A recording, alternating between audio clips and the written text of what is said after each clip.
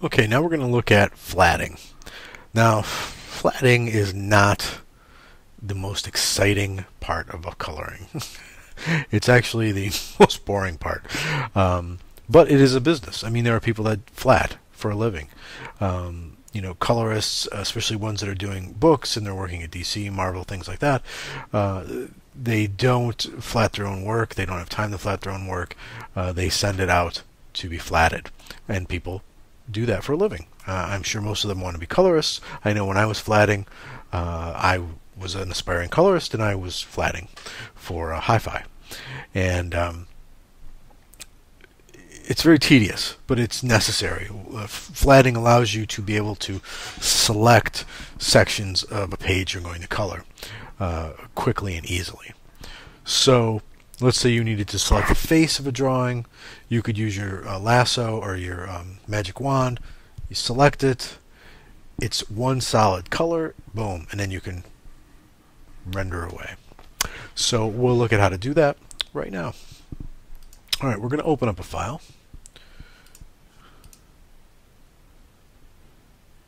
And I'm going to do class 1 here. So this is a page. And it is a bitmap. We talked about that earlier. I'm going to convert it to a grayscale. Again, this is in the file prep video. Go to RGB. Now we're ready to go. What do? First thing we want to do is select all, or you can use select all. Okay. I'll go ahead and use the menu up here, and then you guys can use key commands. It might take me a second because I don't really use the menu, so I'll have to remember what it is up there. So we selected all. You can see the marching ants. We are going to copy that. Okay. We're going to go over to our channels. Create a new channel with this little guy down here. And then we're going to paste what we just selected. Okay. And now you don't have to do this, but I'm going to show you what this will do. I'm going to click on RGB up here.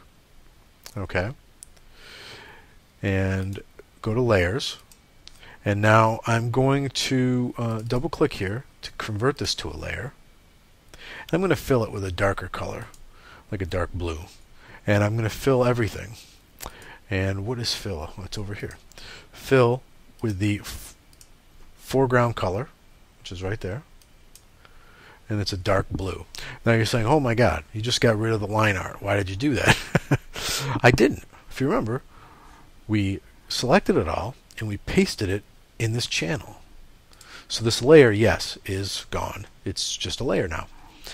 But how do we flat? Where's the line art? I'm going to deselect this. Command D, of course.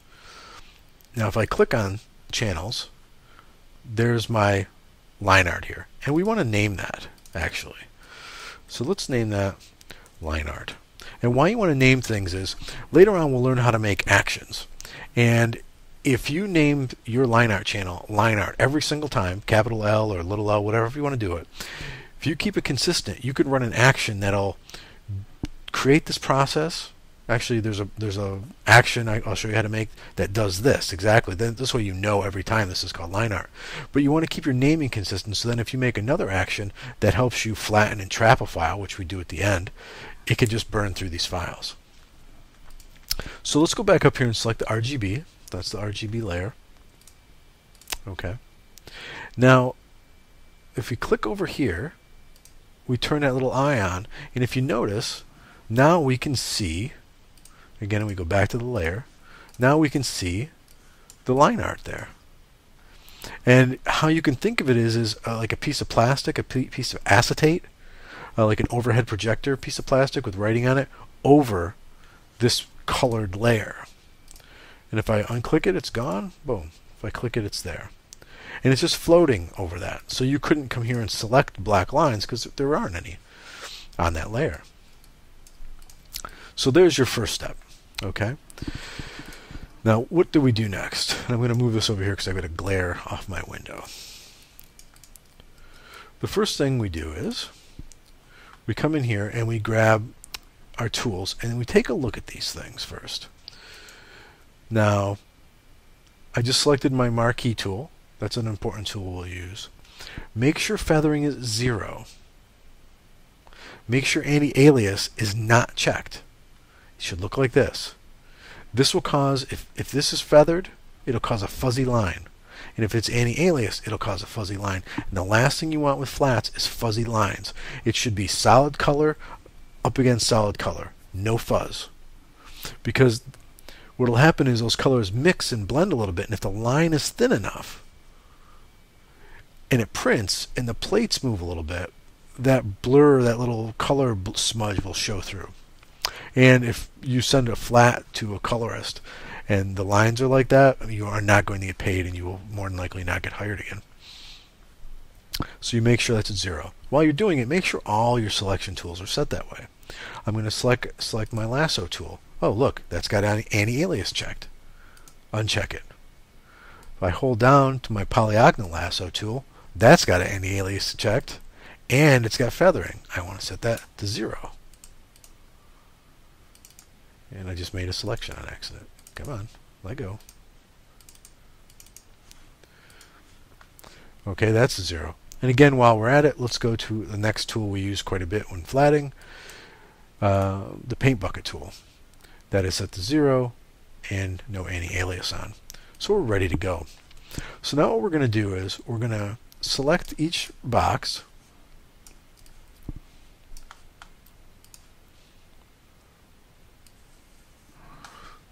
drag across, and fill it with a color. And to fill, I'm just hitting Command D, but you can go up to the other key commands and do that. And I'm just picking dark colors because you'll see why in a minute. Now, here's something I just did. Kind of slipped here. Both of these, actually. They're not perfectly square boxes. The artist didn't do that. Okay? So, really, I need to kind of go back in here and select just this bottom area, let's say. Get that color back and fill that. Okay, and it's still not. So I'm going to do it again. Oops, that was the paint bucket.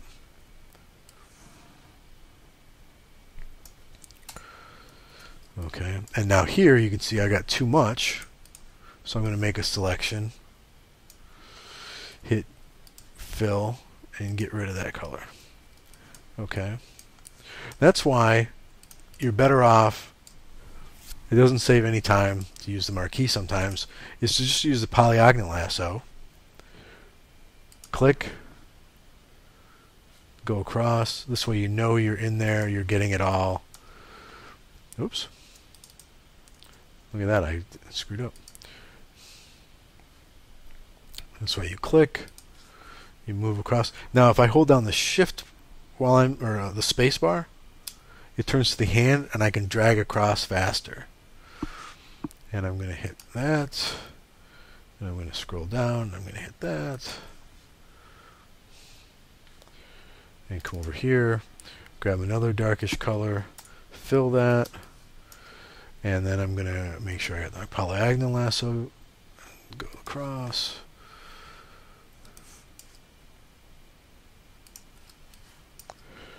And you can see I'm just holding down the space bar to get the hand.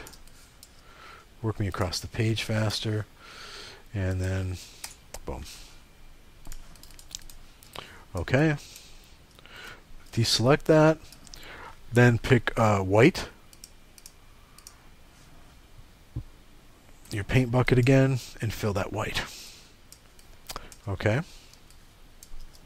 Now you've got each panel is a different color, and that helps when you're making selections, and I'll show you why later.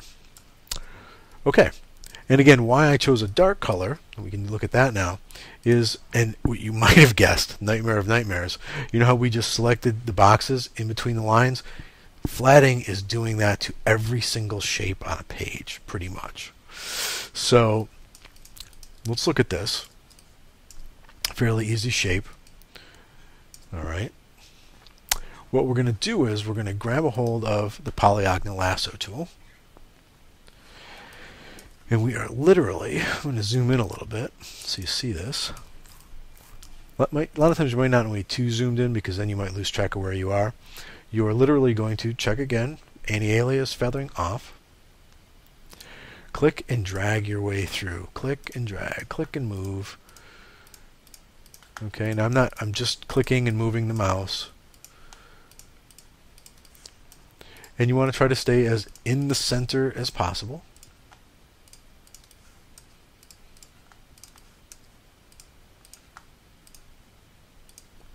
And yes, you are now seeing why flatting is as boring as it is. Because this is what you will do for every shape. But it's important. And I tell you, I flatted a long time. And what you can do is too, here you can get a little messy, right? Because it's a different color. And I'll show you what that means in a minute. You don't have to be exact there. Even here. I mean, that's getting messy, just way too messy, but... Okay, so now what you could even do here is, if we select the polygonal lasso again, and we hold down the Option key, if you notice, now my polygonal's got a little minus near it. That is now subtracting. And then you can let go of the Option once you start clicking. If you note, this is now deselecting the eye, because the eye isn't the same color as the skin. So now it's just this. Okay, so then what I do is I go over and get my paint bucket tool. I pick a color and I click in there. Okay, now another thing you can do, I'm going to back off of that for a second. Another thing you can do is, if you haven't made this kind of mess, like, well, here's a good example. Let me do that again with the paint bucket tool. If I click that, if you notice, it didn't fill in here. It didn't fill in the white. And that's because it's only going to fill in this like color. Okay, that's kind of why we did this. You couldn't just hit fill, because then it would fill everything at this point. That only fills the color. And as you notice, the eye isn't selected, so the eye didn't get filled. Okay. And then you can do things like this, like this eye is just in this section, so you could do this, G, pick a color over here, fill. Again, it is only going to select the color that's in there.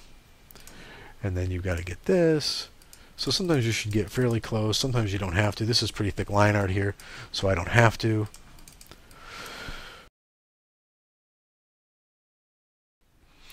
Okay, now as you can see, I sort of jumped ahead here, and this page is flatted. And if I turn the layer on, I can see it is all flatted. And you can see why it's a fairly tedious job, because I mean, look at this, the doorknob, this guy's belt, I mean, little bushes, rocks, water, it's a big job. But you got to do it. You got to do it if you're going to color. Either you have to or someone has to do it for you. And when you're starting, you'll be doing it yourself. Something really quick here, when you're coloring or flatting, that you have to watch out for. If you notice here, whoever flatted this, actually I know who flatted it, they got outside the lines a little bit. Okay? So you can clean that up by using your pencil tool. You never want to use your brush because it's got what? Fuzzy edges. So I've got my pencil tool. I'm just selecting the color here by holding Option down. Then see how it turns into a little crosshairs? And now I just can brush that there. Alright. One other thing while you're flatting you can fool around with. Let's say you notice these teeth. You don't like that color. You want them to be, for dramatic effect, and that you can see it, I'll do this. Let me turn this off. You want them to be red. Okay? Now if you just noticed, I looked up here and I checked this. Now, if you have contiguous check marked, it will only fill the things that are connected. And you can see that they're connected when we get rid of this, even though they might not look it with line art. They're connected. Okay? These are not. They're not touching that at all.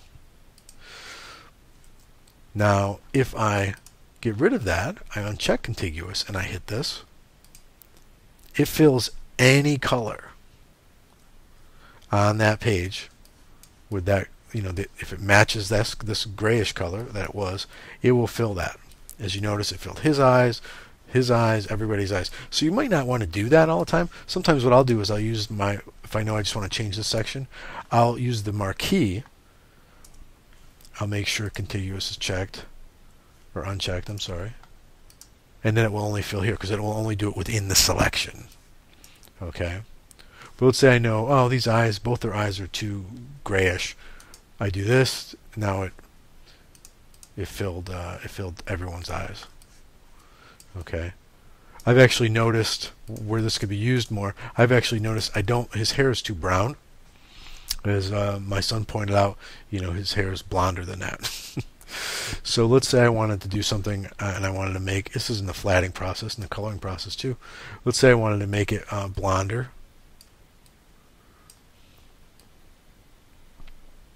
I can choose like a more blonde color.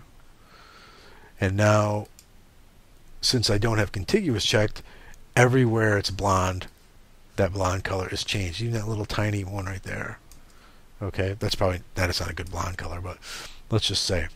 And then if I wanted to change it back or try different ones, I can see what different ones would look like.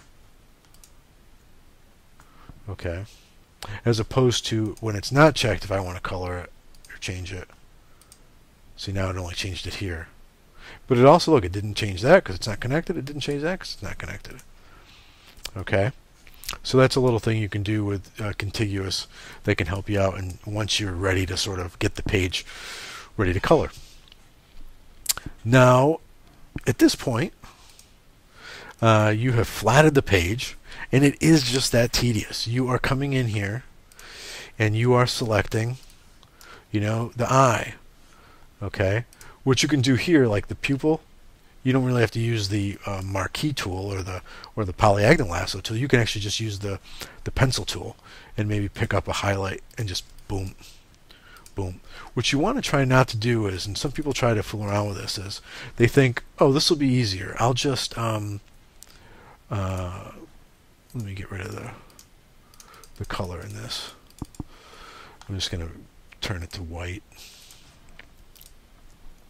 They think, oh, I'm going to just, this is a small space. I'm just going to color it like this. Okay, well, see what's happening? My brush is too big. And now you've gone outside the lines, and then you've got to pick up the flesh tone. You've got to kind of go in here, come back here. Oh, I missed a spot. Oh, geez, I'm outside the lines again. I mean, you can fool around with the pencil tool, but don't color huge areas because you're going to miss things. Well, let's say you do this, okay, and you pick up a brown color or whatever. I mean, it starts. So you got to start changing your brush size, so it starts getting to be a real pain. You'd be better off just using your polyagonal tool. So the key things to remember are: check all your selection and fill tools for aliasing and feathering. And then really you just go through and work your way through. If you're just starting to color flat for someone, ask what level of detail they're looking at. Okay? Maybe, he doesn't need you to, like this urn here. Okay? Me as the colorist, I'll probably go in here and give this a little bit more detail by selecting this and changing it.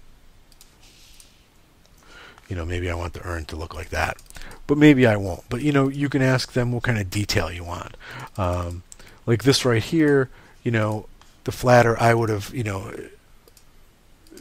just started working with me on this. I would want this actually flatted, because I know I'm going to add some extra detail in there. I'm going to want that to be, a different color wood. Okay, but you'll live and learn when you're flatting. Your colorist might come back and say, oh, you need to add more detail. You're going too crazy. Like if someone came in here and did each one of these bricks, I'd say, whoa, dude, that's way too much. At the same time, I would have liked the inside of this building a different color than the outside, because now I will have to select that to add some depth. So that is flatting.